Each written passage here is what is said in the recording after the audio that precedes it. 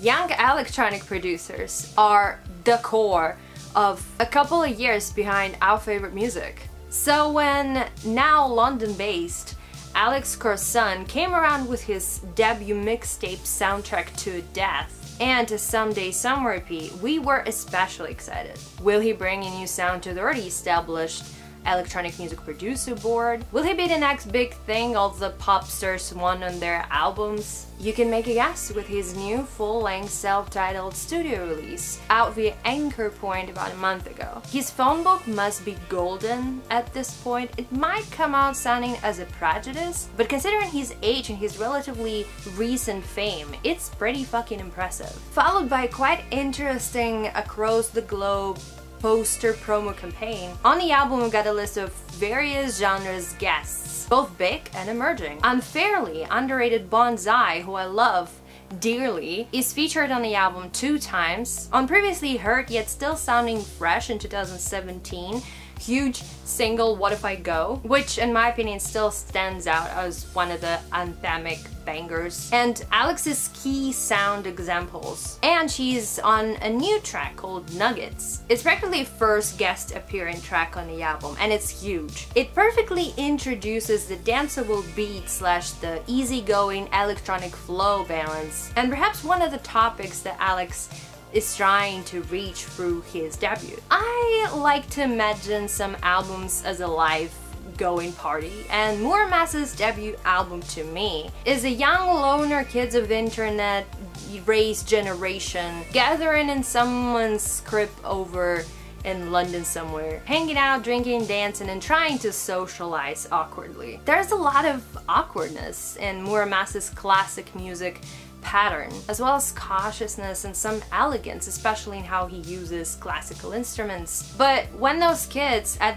this party, they're getting more comfortable with each other, it bursts out into more colorful, interesting, experimental, bigger sounding, synthesized beats and drops. I personally love that. That is what I get from Alex's way of producing music. Another older track on the album was Firefly, with a longtime collaborator and supporter Nao. Is it Nao now? Is it N-A-O? I'm again not really sure. Sorry about that. This is one of those pre-release tracks on a debut album which could be quite overplayed at this point. The only reason I could actually sit and listen to it and enjoy it is because it shows how Alex has grown and changed, and how he still manages to stay true to his already developed sound. After that, the one and only A$AP Rocky delivers a couple of set-toned bars on also previously heard instrumental track for Lovesick, one of the earlier hit singles from this album. This one is my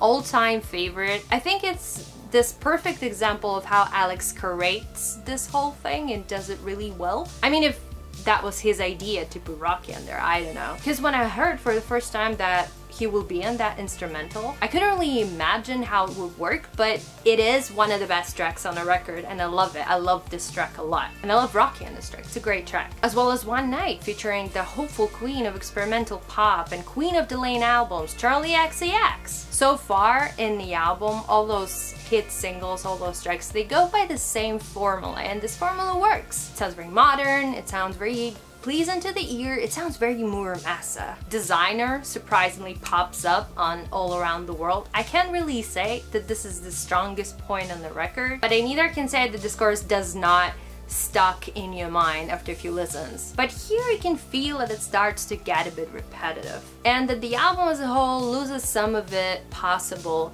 profundity. That's not all of the surprises. Christine and the Queens on Second to None is an amazing turn, both as a totally unexpected collaborator and a great guest artist. To me, she has the same sort of elegance about her vocal delivery, so it beautifully assists the sound Alex has provided. From the chorus nature in there, I get some experimental vibes, maybe some fellow producers' influence. In any way, it still sounds like Mura Masa, it still sounds fresh and new and great. It's a good track. Closing the album is the legend himself, Damon Albarn, on blue. Honestly, quite unexpected as well, though after Humans, Damon kinda appears everywhere. It's a beautiful, beautiful, pure magic track. This elegance I continue talking about for this video is most evident on this closer. It feels more as a collab too, rather than an guest appearance. I keep catching a lot of fundamental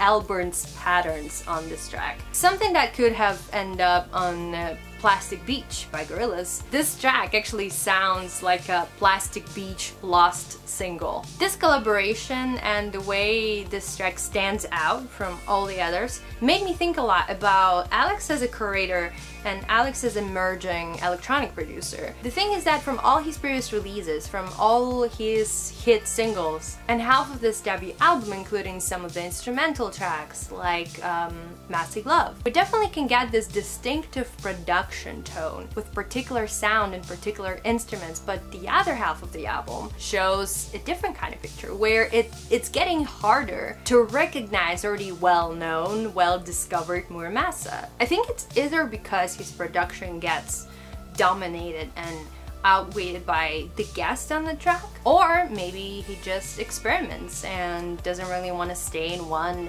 old discovered playground, which is okay, it's understandable. But sometimes it could mess up the coherence on the release, especially if it's a debut full-length studio work, like in this case. Nothing Else track sounds different and interesting, but placing it by the end of the album, together with such powerful, huge guests including pieces like Blue and Second to None, seems like a pretty bad idea. Same with tracks like Helpline and Who's It Gonna Be.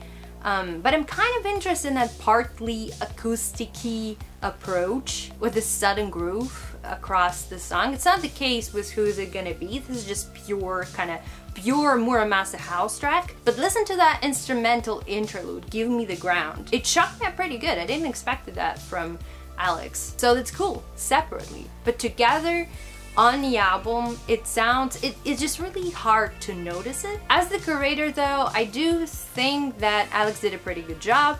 Really, no big complaints. I'm actually excited to see who he's interested to work with next. I hope he can get everyone he wants and make it work out. The guy has lots of potential and already shows very impressive results.